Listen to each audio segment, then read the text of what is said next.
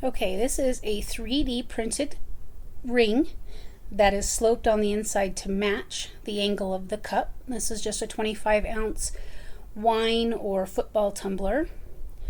It fits on there really smoothly. We have some, this is just a super glue that we have. It's just a generic super glue that we use. I have some in a small bottle as well.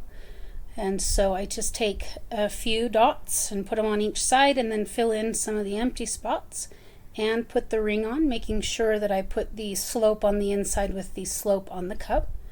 Hold it down so it's nice and tight and make sure that it's even all the way around so that it's not sitting crooked.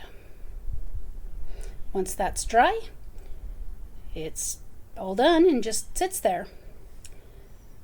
I'm just going to stick a pressure cap in. These are just the pressure caps that my husband sells on his store. And then I'm going to spray paint the cup. I spray painted with this white color first, but didn't end up liking the color.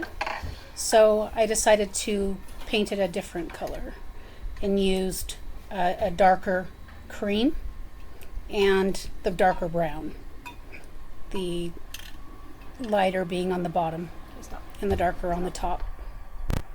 So I sprayed the entire cup with the lighter brown, and I'm going to mark it and put my painter's tape to cover up the part of the cup that I do not want sprayed, which is the bottom, so that I can spray the darker cup. This actually is what prompted the creation of my husband's cup marker that he made. Now when I peel off my painter's tape, I peel it very, very slowly and I keep it flat as I peel it off so that it doesn't peel up the paint. I did a layer of epoxy, and of course, because I'm wet sanding, I usually do it at my sink. I had some fish eyes where it didn't stick down right, or that the epoxy separated. It was probably because of the mica that I added.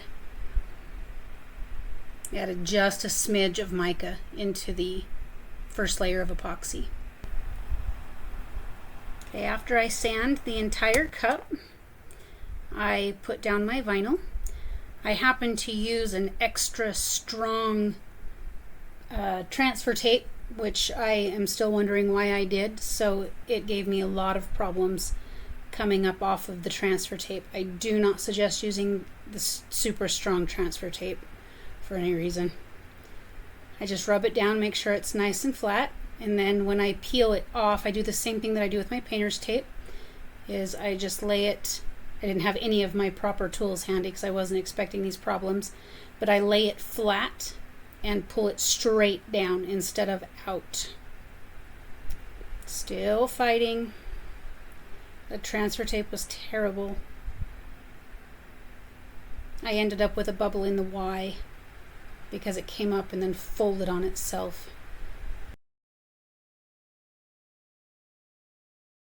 And after I get that one all straightened back out, then I move on to my Pooh, but he's a water slide that I use clear printable vinyl. I don't use water slides, so he's actually clear, so I don't use transfer tape on him. And then it had a layer of epoxy to cover up the vinyl, and now I am doing the epoxy layer for the honey drips. I'm just mixing my part A and my part B, and I'm not at all being careful with it. I'm stirring slower than it actually looks, but I was not trying to be careful to not get bubbles because I'm going to be adding mica, which will cover the bubbles. That is just a drop or two of white alcohol ink, which took me a second to get open, and that just gave it a little more depth. So when I added my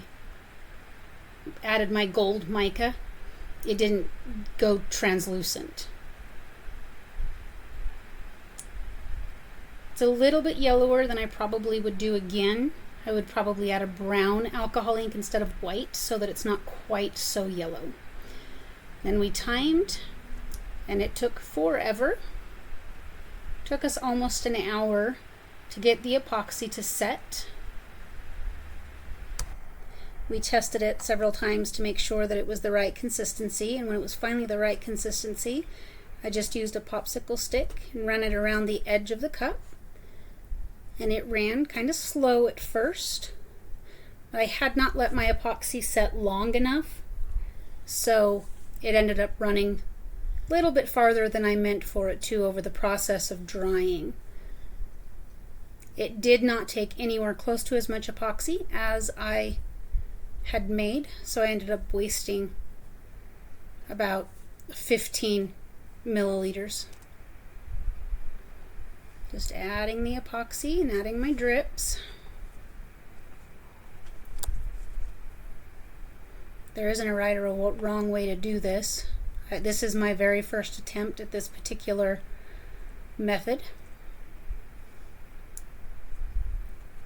And then after I got my drips looking exactly how I wanted them, or close to it anyway, then I messed them up a little bit more, and then I added my bees into the tacky epoxy.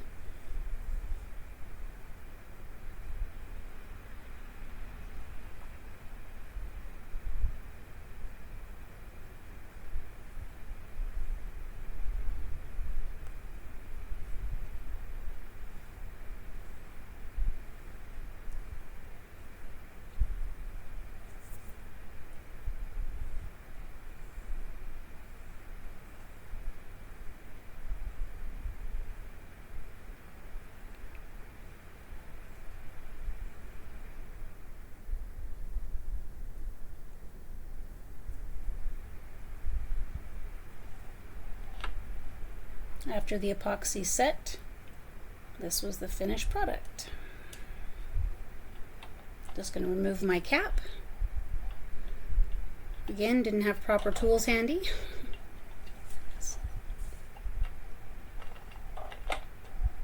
There it is.